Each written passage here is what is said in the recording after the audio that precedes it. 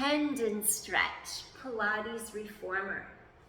Here's a nice way to lead into it.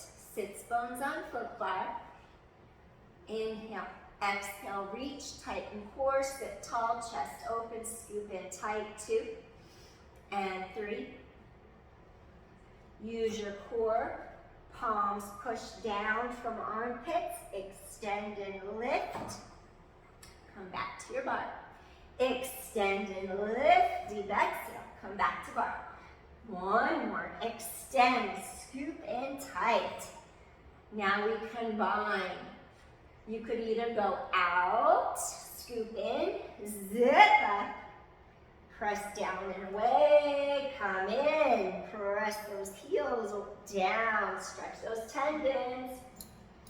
Or you're gonna go straight up from the bar, abdominal scoop in, zip up from pubic bone to navel, shoulder blades down to the back of the pelvis. Now really wrap those ribs, control the descent. Chest is open, chin to chest. Open your heart, scoop in. Exhale.